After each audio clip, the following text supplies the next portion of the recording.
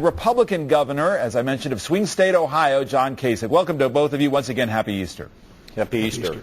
The ups and downs the president talks about, certainly Ohio is part of the ups here. Unemployment at 7.6%. It was 9.4% when you took office. Do you view this as sort of shared credit between the work you've done and the work that President Obama has done on the national level? Well, look, first of all, the credit goes to the people that invest. All we've done in Ohio is to create a better environment. And, David, when I took office, we were 48th in the country in job creation. And in February, working with my partners in the legislature, we were the #1 job creator in America, and we're #4 today.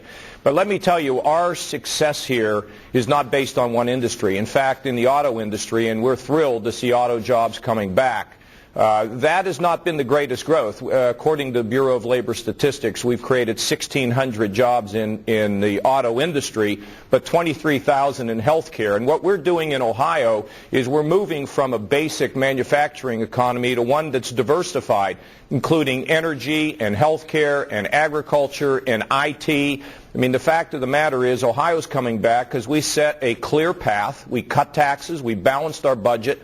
We got credit upgrades when the whole rest of the world, including America, was being downgraded.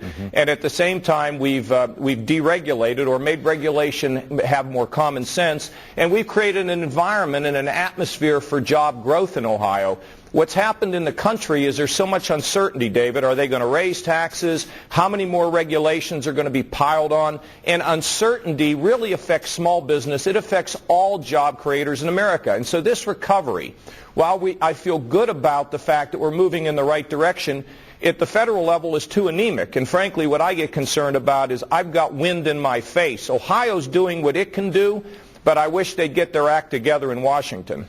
Let me tell you what we've done in Ohio. We cut taxes. We had an $8 billion hole. We balanced our budget, and we didn't play politics.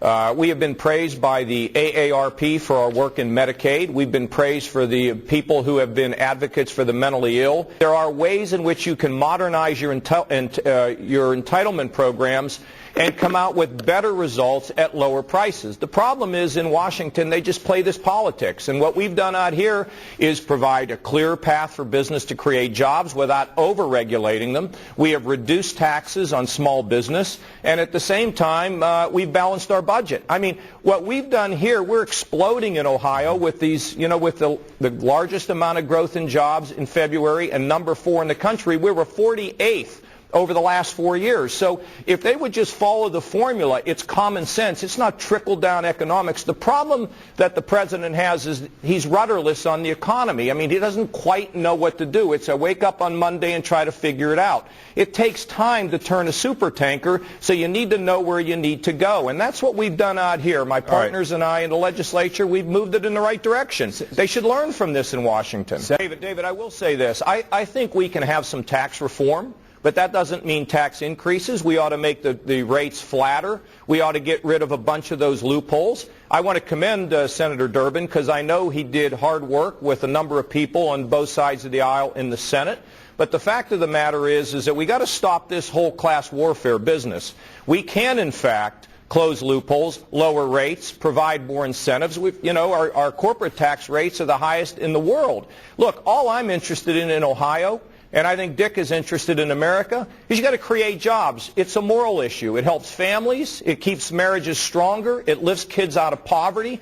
That's what we're all about. And they got to get their act together. And in states where people have got their act together, we've seen significant progress. And that's what has to be learned from. And when I was in D.C., by the way, I was there 18 years. We balanced the budget in 1997 without a tax increase. The fact is, they just want to keep spending in that city. And it's not going to get us where we need to get to, and that's not political rhetoric. It just gets down to cold, hard facts. Well, let me tell you, in our state with Medicaid, for example, we provided a provision to let moms and dads stay at home if they could, rather than be in a nursing home at a fifth of the cost where they're healthier and happier.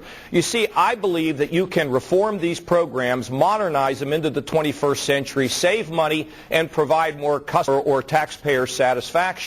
What's happened here is with the name-calling and all the politics, they're unwilling to look at 21st century approaches because government clearly has a role in the area of health care, in Medicare and in Medicaid and Social Security, but we need to modernize the program and we need to do it together. And if we do that, we can get ourselves on a better fiscal track. Look, we don't want to be Greece. We don't want to be places where people are rioting because we waited so long to get things fixed. We're pulling the rug from under them. We need to start on it now. And unfortunately, David, the parties are so much at war in Washington that they seem unable to agree on anything. And that's tragic. You know, my girls are 12 years old. I want them to have a strong America. And I think we can have it all. I think we can modernize these programs. I think we can make things simpler. I think we can reduce taxes, have tax reform, and we can do it. Look, I was part of it in '97, the first time we balanced a budget since when man walked on the moon.